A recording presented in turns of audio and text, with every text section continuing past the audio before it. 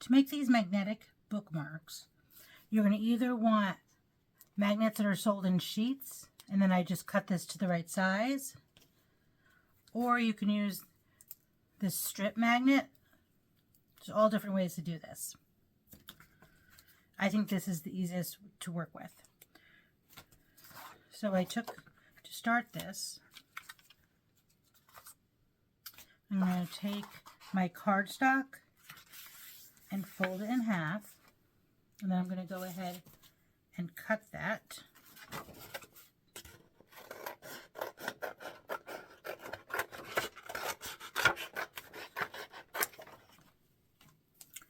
And then I'm going to go ahead and fold that in half. And that should be the same size as these sheets that I cut in half. Approximately. So I might have to do some trim work at the end.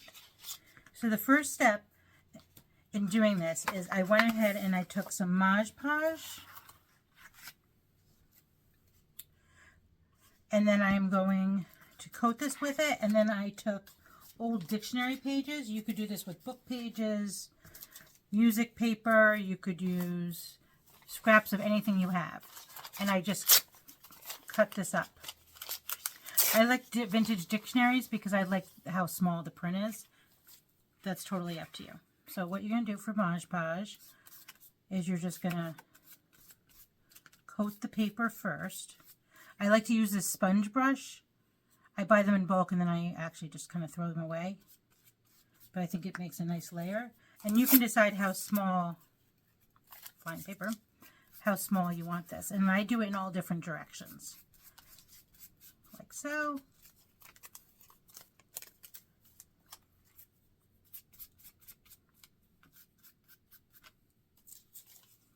This part's a little time consuming, but I think it's worth it in the end.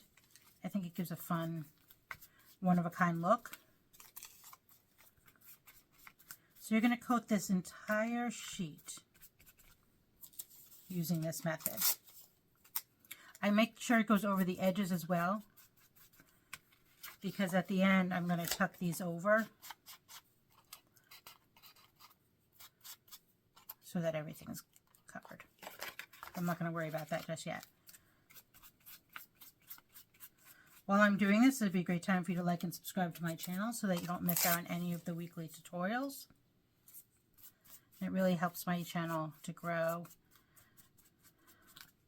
And I would love it if you put in the comment on what type of paper you used, because I just think it's nice to inspire each other. So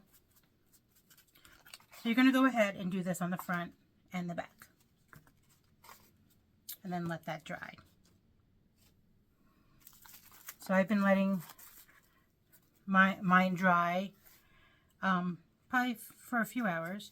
Another nice trick is either saran wrap or parchment paper to let it dry on so it doesn't get stuck. That's really helpful. And so the next step is I'm going to put on these little quotes. Again, that's up to you if you want to just use it, make your bookmarks plain like this. By the way, this is enough to probably make 5 or 6 bookmarks because we're going to go ahead and use a paper cutter. So don't worry, your bookmark's not going to be this big. So I have these quotes that I printed out and then I just tore them. So fell asleep here, got interrupted here, drink tea, read books, be happy. So I'm going to show you how to do that. So I printed out whatever the quotes I like, and then I like to just tear. I think it gives it a really nice rustic look. But that's up to you. You can mount it onto cardstock. This one, bibliophile. I'm definitely a bibliophile. I love books. That's up to you. And then what you're going to do, and notice this, I've done it really nicely on this side, and then this is where the magnet's going to go. It's just enough so that you won't see, so that it's smooth. So I'm going to go ahead and add a little bit more of this Mod Podge underneath. And then that one's a little bit, make that a little bit smaller. And then I'm going to go ahead and stick that on. Like so.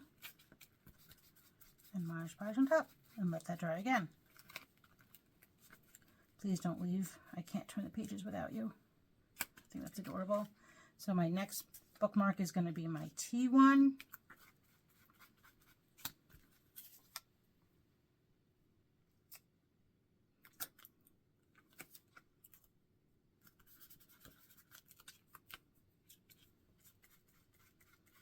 The project comes together pretty quickly. And I just like that you can personalize it any way you want. You could use people's names, favorite quotes. If you Google tea towels a lot of times, you get really, really funny quotes. So I have this one.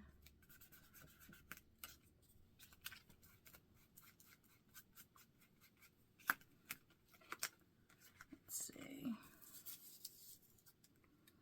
Go away, I'm reading.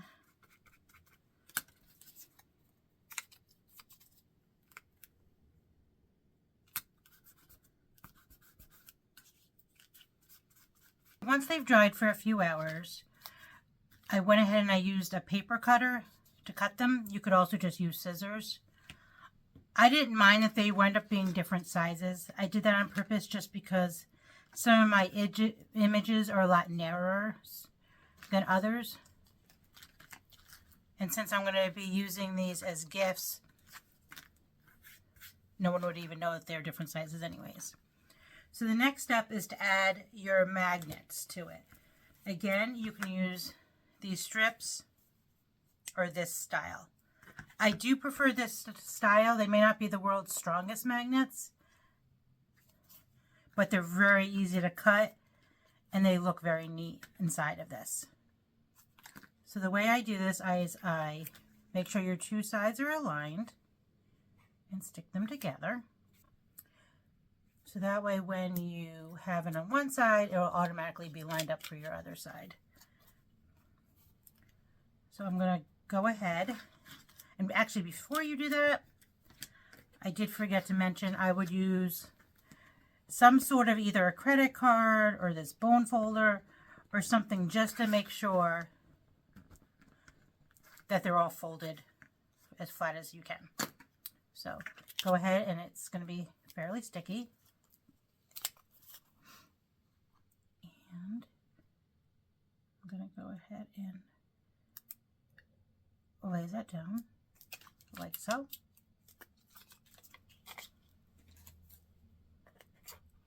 And then cut it to the right size like so. And this is where it is going to gunk up your scissors a bit. Cut it there. Then go ahead and take off your other side like so. And close this around it.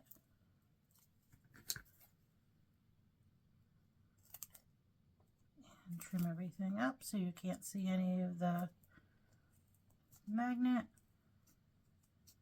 like so. And there you have it. It looks very nice and neat inside,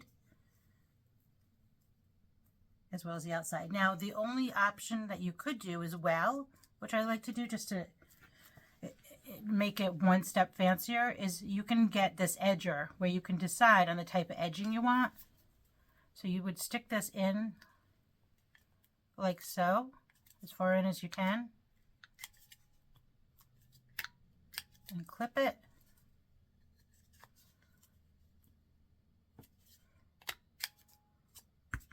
And then it'll give this nice curved edge, which I think makes it look. And I actually love the first one. The others are good, but the first one has always been my favorite. And go ahead. And there you go. Because of the magnet, it's not going to fall out, which is nice. Because with a regular bookmark, so many times it falls out. It's so annoying to try to like figure out what page you're on. So with these, it doesn't do that.